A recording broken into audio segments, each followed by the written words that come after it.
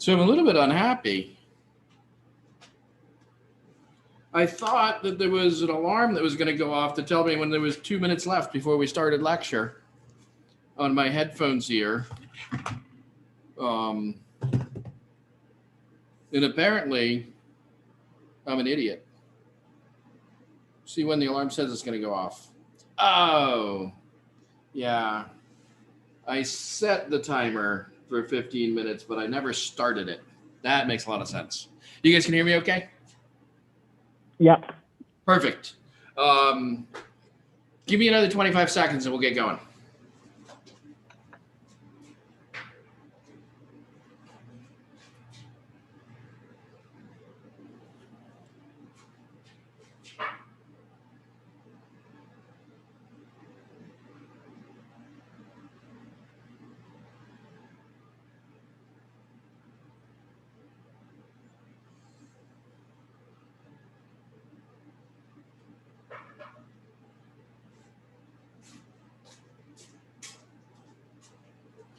All right, so some of you are first-year students, right, freshmen?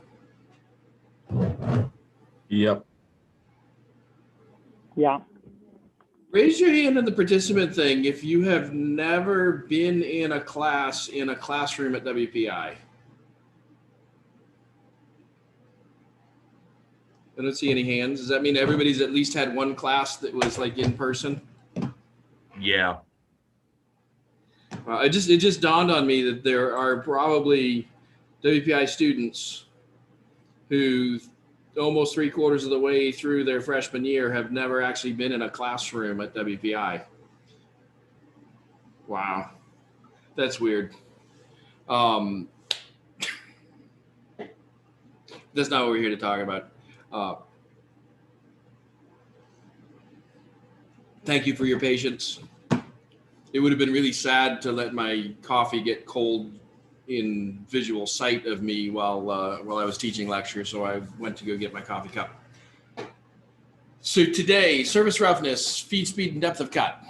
I think I'm sharing the screen. Is that true? Yep. Okay, perfect. And I think I put the chat window up on the, oh, you can't see the chat window though. Anyway, I put the chat window covering part of the screen share thing. So if you do type something in the chat today, I should be able to see what you said and I can respond there. So you can respond, either unmute yourself or chat something in the chat thing. I will try to pay attention. What is a surface?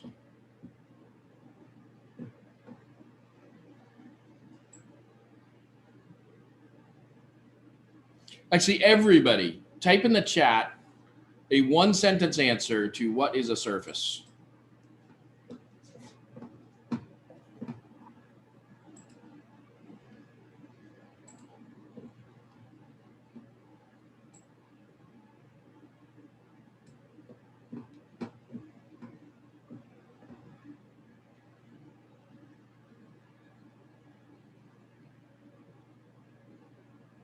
No problem, Charlie.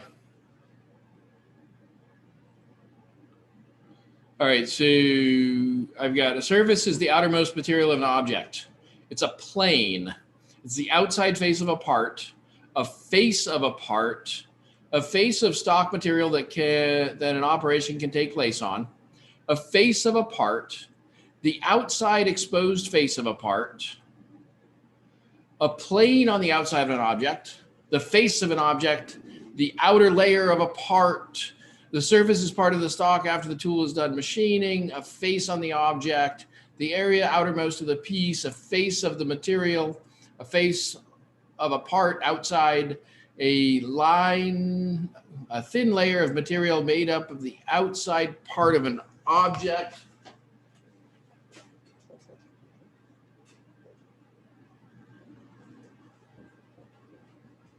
I'm gonna write that one down. Outer face of an object, surface outside face, part of an object that's on the outer layer, outside face of a part, outer level of anything that you can touch.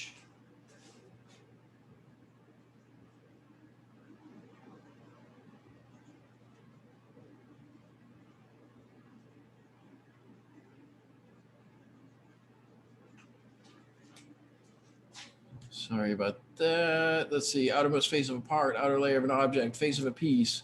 Surface is any part of an object that has a face.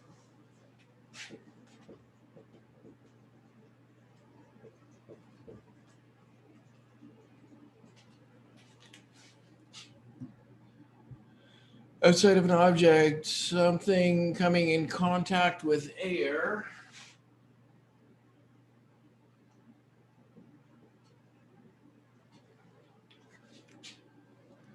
A thin continuous region covering a bulk.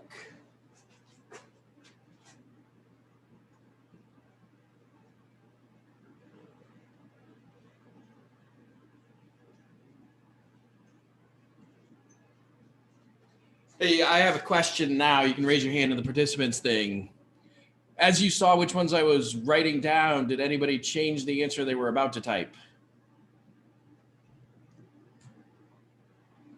Seems like nobody's willing to admit it, at least. All right, so I wrote down a couple. So the first one that caught my eye was a thin layer on the outside.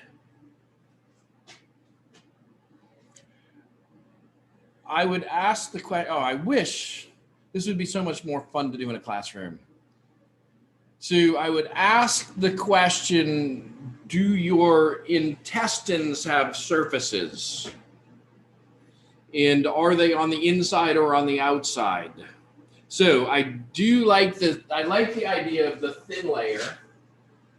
I think that there could be surfaces that are layered between other surfaces or other materials. So it doesn't have to necessarily be on the outside, but the surfaces that we typically interact with on a daily basis are the outside of stuff. So I get it why everybody was focused on outside. I get outer layer of anything you can touch.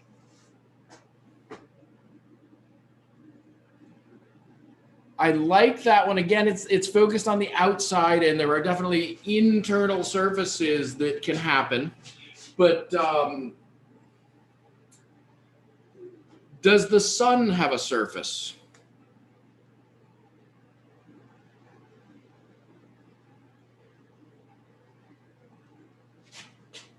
Yes. The sun has a surface, or at least people refer to the surface. I've been helping my daughter with her like 6th and 7th grade science. And so I think there's layers there in the sun thing, and they have different names for different layers, and depending on how far out you are from the core. But we consider the sun to have a surface, and I don't think we can touch it. So I don't think you have to be able to touch it to make it a surface. Any part with a face. I like this idea of a face because we're talking about manufacturing. Most of the surfaces that we're going to care about are surfaces that were created with manufacturing processes. And we typically refer to parts of those surfaces that are planar. They don't have to be planar, they could be curvy, but parts of those surfaces that we continue to be contiguous as faces. But so I'm going to leave that one there. Anything in contact with air, I think that I see what you're saying when you say anything in contact with air, but I think that things in outer space and vacuum can also have surfaces. So the contact with air is not required. A thin region, I think it says thin long. I don't know. I can't read my own handwriting now. A thin layer, maybe. Thin region covering a bulk material. Now, I asked this question partly because I want to see what everybody's thinking of when we talk about a surface. And I think we all are pretty much thinking of the outside of something because those are the surfaces we tend to interact with, and that's okay. I like the idea that most of us have got the idea that the surface is not deep into the material. The surface is really the geometry of a boundary between two things. And so it's the boundary between two things. We describe the surface by describing its geometry usually. And so a surface in engineering, especially engineering surfaces, we tend to be talking about the boundary between my finger and the 3D printed part here, or the boundary between the tip of the marker and the whiteboard. Those are the surfaces we tend to be concerned with in engineering, but I wanted to make sure that we understood that, surfaces cover everything. And it's the boundary between all the different things around us could be considered to be surfaces. So what's a surface? Okay, so let's see if I go back. I'm still sharing the screen? Yep. Okay, good. Hey, that's the first time I clicked and it did what I wanted instead of playing the timer thing again. All right, so if the surface is a boundary, what do these three images represent? Would it represent like the 3D model of a surface, of a section of the surface? Yeah, so you said model, and and I know more about these images than you do. They actually represent three-dimensional measurements of three different surfaces. And it's not really measuring the whole surface, right? It's sampling the surface. I think, if I remember correctly, I deleted the scale on the pictures. But if I remember correctly, each one of these little boxes is about 0.5 millimeter square. So it's 0.5 millimeter by 0.5 millimeter, each one of these little boxes as we're zoomed in on something. Anybody want to guess what they think these images or what they think these surfaces are?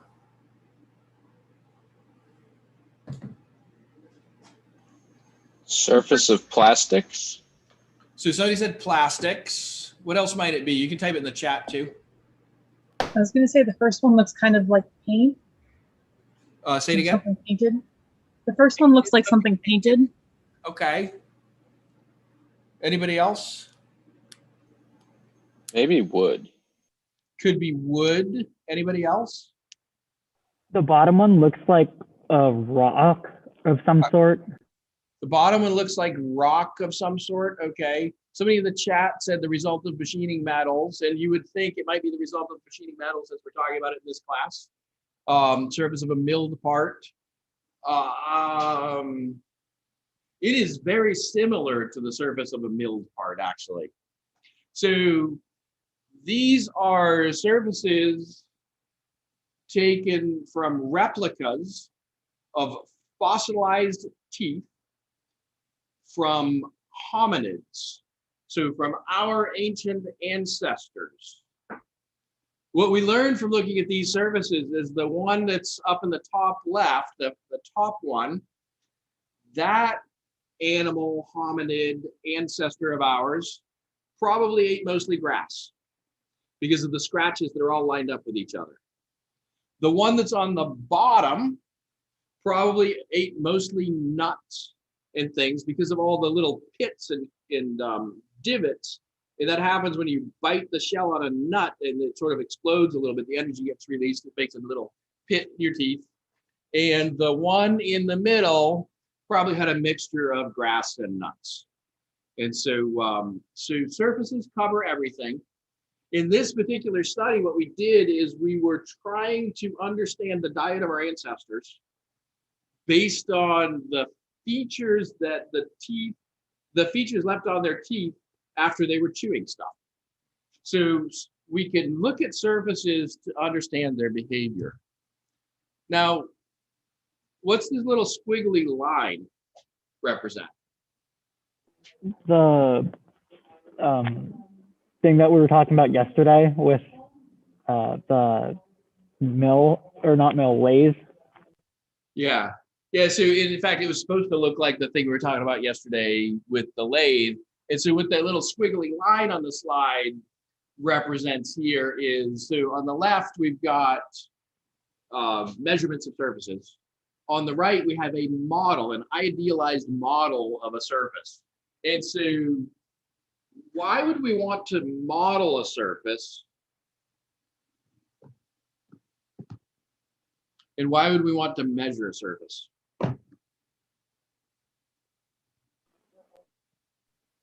The model is like your ideal, like before you actually manipulate it, what you're looking for. And then the measurement is what you end up with. Okay, so when we are modeling something, somebody remind me to turn off the screen share here for a second. Let's see, I will remind myself. All right, so now you should be able to see me in my whiteboard. So if we're modeling something, and so yesterday we were modeling the tip of a tool as it moved through workpiece material, and it left behind these little ridges. And there's more workpiece material out here.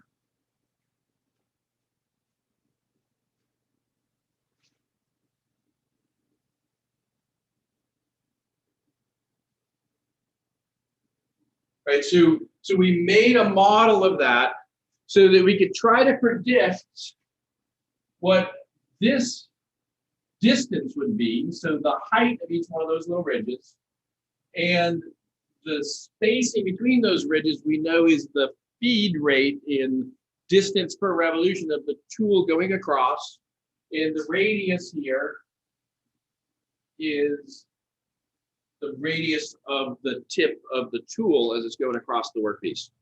And so we'll model this if we want to know what tool tip geometry and what feed rate is going to get us a surface that has the smoothness that we want. Why would we then measure the surface? So we can see if it's like square or plumb or whatever, like right, relative. So we might measure the geometry. You guys each should have one of these, right? If you got your kit already, you should have one of these. Yeah. So on the one that's got it's not going to focus because I have the autofocus turned off.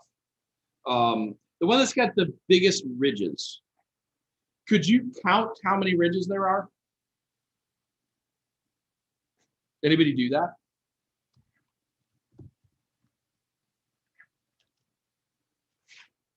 You could though, right? The question wasn't how many ridges are there, but could you count them?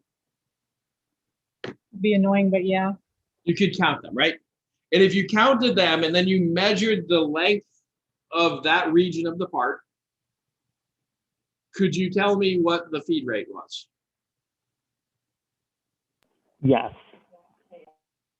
What if you wanted to tell me what the tool nose radius was?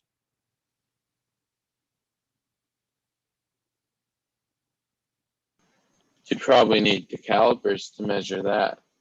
I think you'd have a tough time measuring it with the calipers we gave you. Oh, probably. I don't know.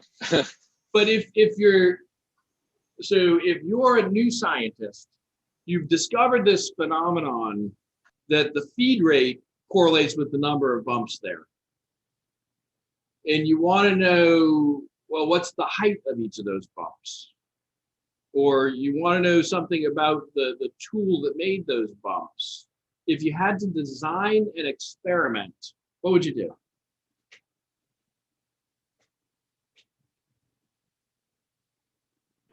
I would change the depth of cut along with the, and then I would do one where I would change the rate of like the speed. Okay. So the chat window thing went away. Where'd my chat window thing go? If you're typing in the chat, oh, there it is. All right, never mind. People are typing in the chat, but they're not talking to me. So you said you would vary the feed speed and vary the depth of cut. Would varying the depth of cut change anything on the surface roughness? Based on the model that we've drawn here? No, dang it. No, it wouldn't. Right. But if you could zoom in on the surface, could you measure the distance from the top to the bottom?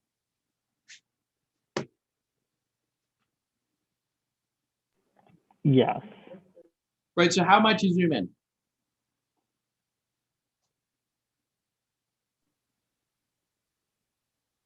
You're gonna use like a microscope or type of The first thing, imaging. when people wanted to measure surfaces, the first thing they did was use a microscope. And actually what the guy did was he took his microscope and he focused on the very tops. And then he adjusted the knob down so he was focused on the very bottoms.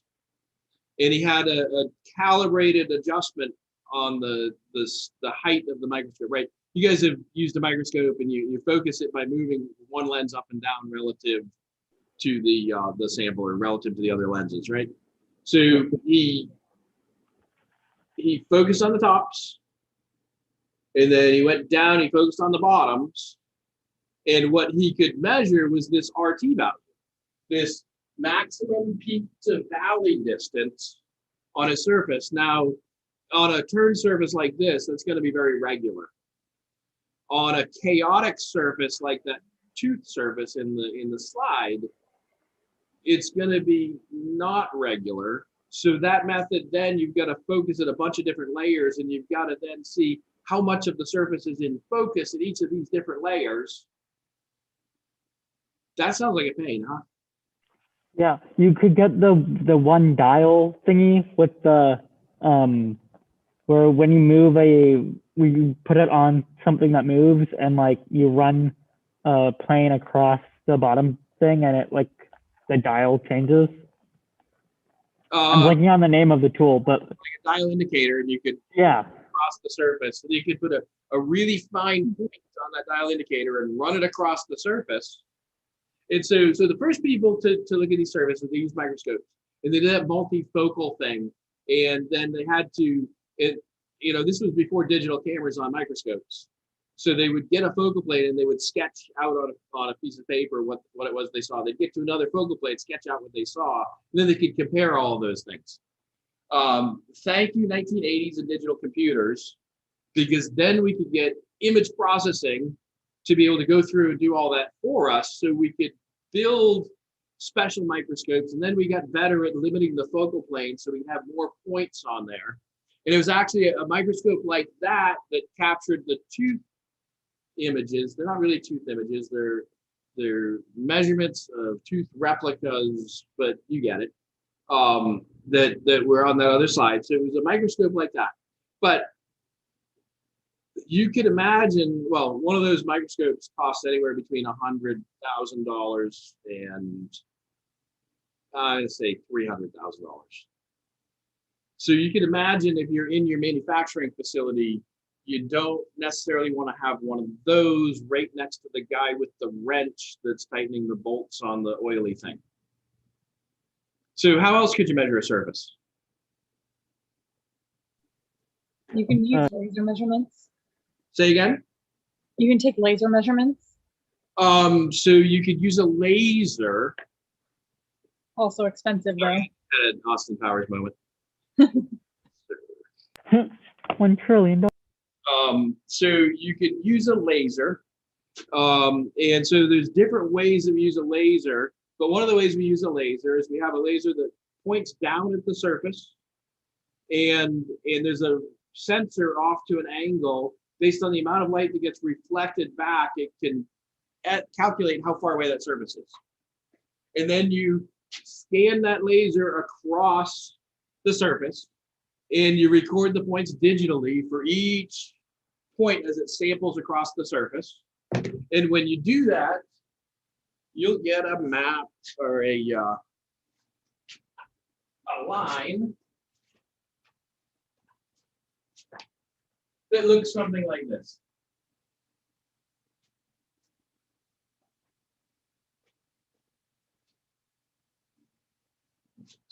Regular here.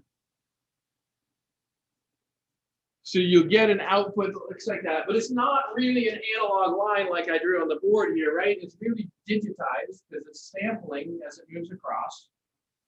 So you get a representation of this line.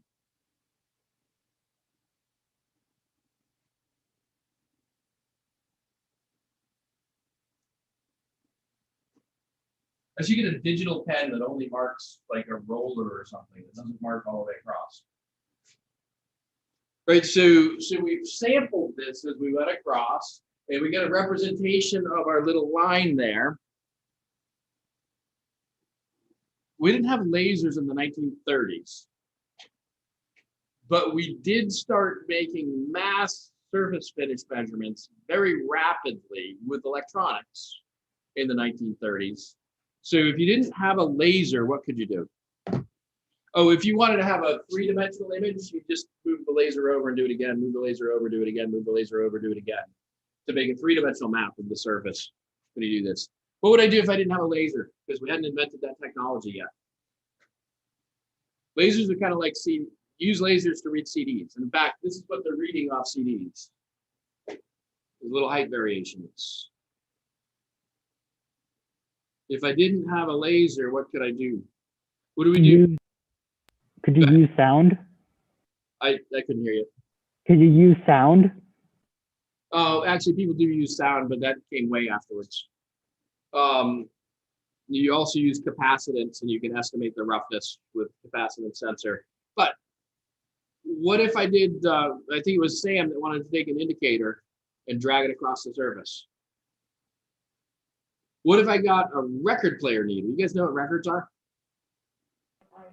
Yeah. I think most of you know what records are, right? Take a record player needle and drag it across the surface. As it moves up and down, it generates a signal.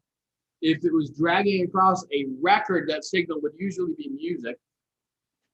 If you drag it across the surface here, you could actually calculate things about the signal, or you could sample where it is up and down for each instance of moving across the surface, and you can make a trace like this, make a line like this, and you can get a two-dimensional profile of a surface. And so when we draw this, we're making a model of our surface, right? When we measure this, we're able to check our model. Now, what if this is the feed rate that we programmed, and this is the feed rate that we measured?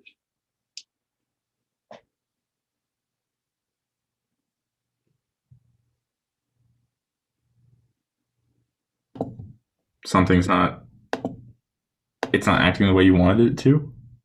or at least the way you'd modeled it? Probably the machine tool is not actually feeding at the rate you told it to. Right? There could be some defect in the machine that is not actually feeding at the rate you told it to, if you get some discrepancy like that. Now, the other thing could be is that our model is inaccurate and there's another factor. In this case, that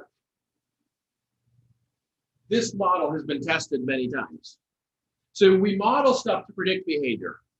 We measure stuff, one, to test the model, and two, the other reason we measure stuff is to control the manufacturing process. So if we know that we have to have a certain surface finish in order to make good parts, then every now and then we're going to measure surface finish to make sure we're maintaining that, right? And that's, so we measure stuff to validate our model, and we measure stuff to control the manufacturing process. If we're measuring it to control the manufacturing process, we're doing manufacturing engineering. If we're measuring it to check the validity of our model, we're doing manufacturing science. And that's sort of the difference between, so you do this, you may do exactly the same steps between manufacturing science, manufacturing engineering, but it's what your objective is that makes it either science or engineering. All right, so what if I don't want to have, go ahead. Professor, could you just repeat those two sentences real quick? This may be the best I've ever said it before, so let me see if I can channel that moment. All right, so as a manufacturing engineer, we measure stuff to control our processes. As a manufacturing scientist, we measure stuff to validate our models. The design engineer may take the scientist model to figure out what surface they need for a certain behavior, or the manufacturing engineer may take the scientist model to determine what process variables they need to select in order to get the behavior that the design engineer wants because they've specified a certain surface. So the design engineer, the scientist, the manufacturing engineer all have to be able to communicate with each other and speak the same language. Does that make sense? Now, just one quick step while we've got these in our hands, and I'll explain. Somebody at quarter of interrupt me and tell me it's time to explain what about the group lab project. Okay, somebody at quarter of, make sure if I haven't started talking about it by then, make sure you interrupt me. Just before we go though, so you can spend $100,000 on one of these fancy microscope machines to measure your surfaces. You typically do that if you're the scientist. You do that, you might do it as a manufacturing engineer, but it's when the science hasn't been done yet. It's when you're trying to figure out how to control a process, or you're trying to figure out how to make something that you can't just go look up in the book what's the right feed, speed, and depth of cut to get the thing I want. So you tend to use those expensive, and some of those instruments could be close to $1 million. So anywhere from $50,000 to $1 million, you can buy one of those fancy microscopy kind of instruments. The laser-based ones tend to be a little bit cheaper, but they take way longer to make the measurements. You can do that to figure out the science of your manufacturing process. To just measure that record player needle thing where you drag a stylus across the tip of the part, you can do that anywhere from about $5,000 to $100,000, one of those machines. If you get the $100,000 version of that machine, that means that you're actually using it to do science probably. If you get the $5,000 version of that machine, you can hold it in your pocket, you walk over to the part, you press the button on the top, it does a little trace, it uses Bluetooth, it sends it to your iPhone or automatically into your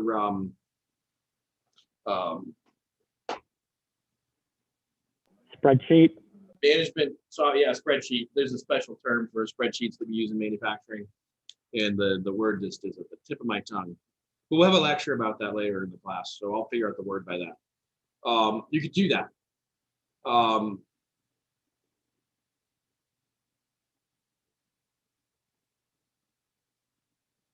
What if you don't want to spend $5,000? Oh, the one with all the Bluetooth is probably like 15. But one that just tells you a number on the top, that's probably about 5.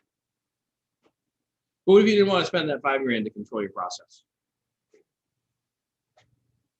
So you got 3 distinct regions on your little rolly stick, right? Can't you do a visual inspection to look at stuff? Sometimes visual inspection is all you need, because sometimes the only reason we specified the surface roughness is because we want it to look a certain way. Actually, although visual inspection is pretty haphazard, not easy to, it's not a very repeatable measurement. But yeah, you can. Okay. More repeatable than visual inspection is take your thumb, not that high, take your thumb and drag it across the surface like this, your thumbnail, tip of your thumb. And then drag it across the adjacent surface, and then the other one. You get 3 distinct regions on the part. Can you, if you practice, could you tell which one you're on? Yes, How much practice did it take? not too much. So running your thumb across something like that, you can actually, from one plane to another, if it's just a simple lip, 2 surfaces, if the gap between them is 1/10,000th of an inch, you can feel it. If you practice, you can calibrate that, and you can say, all right, here's my calibration sample. I know what this surface roughness is because I measured it with one of those $100,000 instruments. I compare here, and then I rub it on something else. I say, those 2 feel the same. If those 2 feel the same, then they have the same surface roughness parameter. So when the Navy buys nuclear submarines, one of the things that they check is the weld quality on welded joints. Does that make sense? Yeah. One of the ways that you can learn about weld quality is you can look at the surface roughness on the top of the weld. And anybody that's ever welded something knows that that's true. And so the Navy uses a thing like this and a thumbnail to decide whether or not the welds are good enough in the nuclear submarines. So you can use your thumb to control processes. Now watch out for sharp edges. Don't cut your thumb up. Some of these parts may not have been fully deburred. There may be little sharp edges on the corners here. I do recommend, if you find a especially sharp edge, you might find a little piece of sandpaper and clean it up there. Wouldn't you determine if it's gas shielded though for the welding quality? It's not the only way, but when they're looking at surface roughness, they do that. Yeah. Okay, thank you.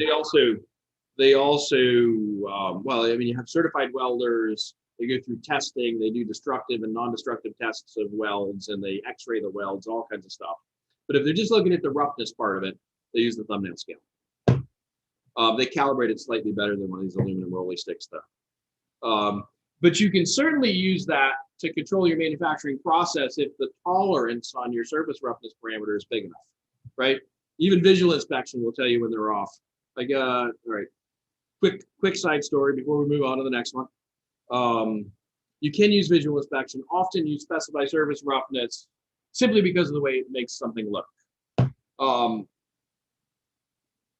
Did a project a couple years ago with a golf club manufacturer. They know that one of the factors that gets the golf club from the shelf to the cash register is how it looks. And they had on the shaft of the golf club, they had a brush finish, and they had determined that their customers liked that particular finish. And they used visual inspection to see if they had gotten the right finish. And there was actually a guy named Joe. Not normally it's just some random guy and we call him Joe, but in this case his name was Joe.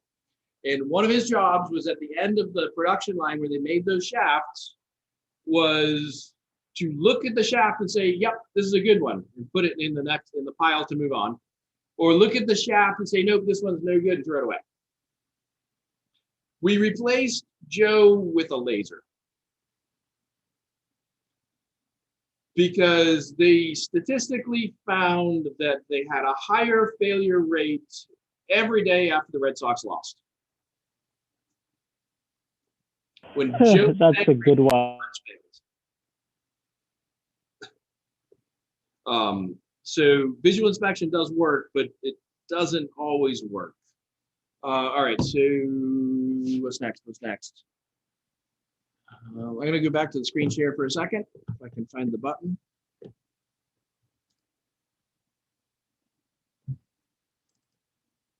All right, so on the screen, you should see what looks like a representation of a surface, right?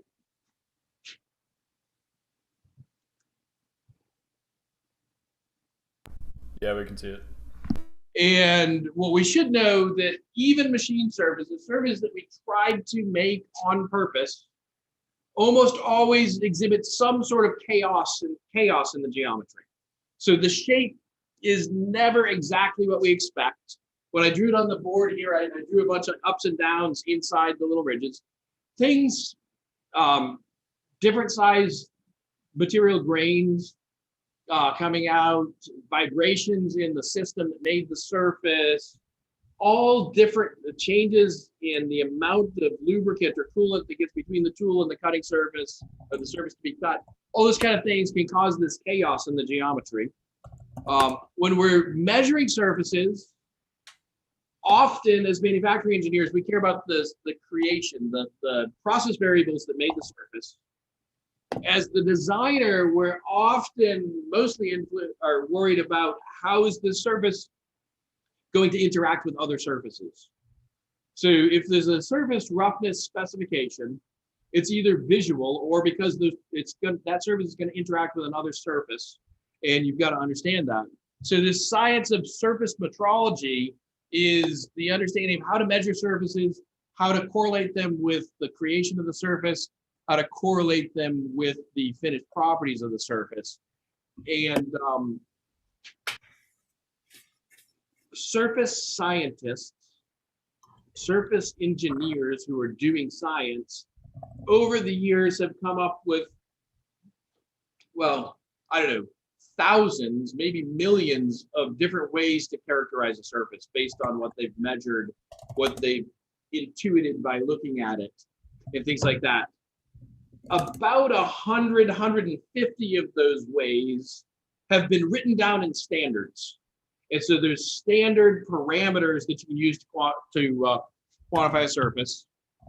We talked about the RT value yesterday. So that's the maximum peak to valley roughness on this. And here we're showing it on an idealized profile. And so you can actually solve that formula. So remember I told you had to figure out what's the chord length here, and then what's the height below the chord and the height above the chord in order to figure out that peak to valley thing. So I could make you derive this formula, but I'm not going to. Here's the formula, which will tell you about the RT value. So RT is big R sub little t, and it's approximately equal to the feet squared divided by 8 times the little r being the radius of the tip of the tool. So RT can help you understand it's certainly easy to correlate with the surface creation. Very easy to take this RT value and correlate it with the surface creation. Most people don't specify RT when they're specifying a part though. Oh, here's an actual, so there's a surface stylus, this is a surface profiler. This particular model is called a Prophylometer. Most surface profilers you will hear called Prophylometers. It's like a Kleenex. This actually is a Prophylometer. But anyway, there's down here, you can't really see it. Can you see my mouse? You can. Yeah. You can, okay, perfect. So down here where the mouse is pointed, there's actually a little ceramic stylus that comes out. And then down from there, there's a little diamond tip on that ceramic stylus. there's a radius at the tip of that diamond. It's 5 micrometers. So the radius on the tip of the diamond is 5 micrometers. You drag that across that surface. This is a turned surface that we're looking at. And so you can see the ups and downs. You can see that there's some waviness in that surface. And you can see there's some jaggedness in that surface. So the jaggedness is from that chaos. The waviness is probably from something flexing or moving when the part was made. You'll Hey, notice. Professor. Yeah, go ahead. It's 45 right now. All right, perfect. You'll notice that there's a maximum peak to valley roughness of, of something like, so this is plus or minus 10, so maybe 8 micrometers is that maximum peak to valley roughness. All right. It's a bunch of other roughness parameters here. Height, yeah, a lot of them talk about the height. All right, so we're gonna start this week, and we're gonna finish next week talking about these rolly sticks. So also in your kit, there should be a little baggie that's got a bunch of chips in, or 3 little baggies with chips, right? So next week, we're gonna talk about how the thickness of those chips relates to the power that it took to make each cut. So we're gonna do that next week. We're gonna actually be out in the lab next week during this part of the lecture, running machines and talking about that. But what I would like you guys to do, and I'll give you written instructions for this, but I'm gonna give you profiles, surface profiles actually measured on that surface profiler that we were looking at. Let me turn off the screen share. You don't need screen share right now. So I'm going to give you surface profilers, surface profiles that you can download. I'm going to give you the formula for, so you got a formula for RT, RA, which is the average roughness. I'm going to have you calculate from the profile what the average roughness is and go through the process of making those calculations. And so everybody there is going to, everybody in the class is going to be using the same surface profiles to do that. On your part, I would like you to, yeah, we're not going to count those. I should, Professor Brown, who co-teaches the class, he wanted me to have you count those. He wanted me to have you zoom in with your lens on your camera and count them. I'm not going to count those. But from the surface profiles that we have off the measured part, you should be able to calculate what's the feed rate. You should be able to determine what's the feed rate from those profiles. And from the feed rate, I've got to also tell you the tool nose radius.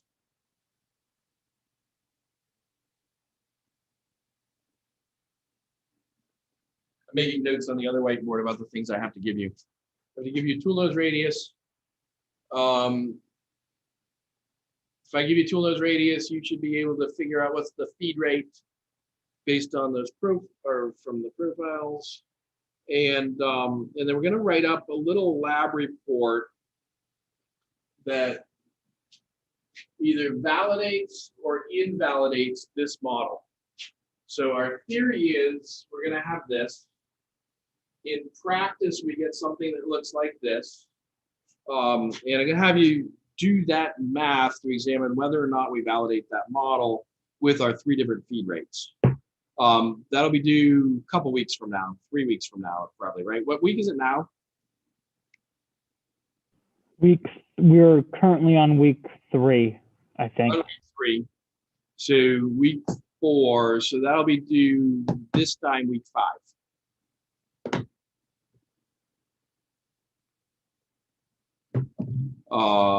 And yeah, I just wanted to let you know what we're going to be doing with these rolly sticks. You got your thumbnails calibrated. All right.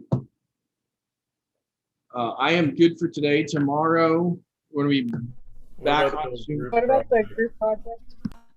Yeah, so that the group project is going to be to do that lab report. And the other group project is to build our manufacturing company, right? One of them will be due week 5, the other one will be due week 7. Are both of these projects with the same group that we Yeah. have assigned already? Group. Same group. Has everybody if you have not yet managed to communicate with your group, let me know by email. If you have a problem with your group, let me know by email.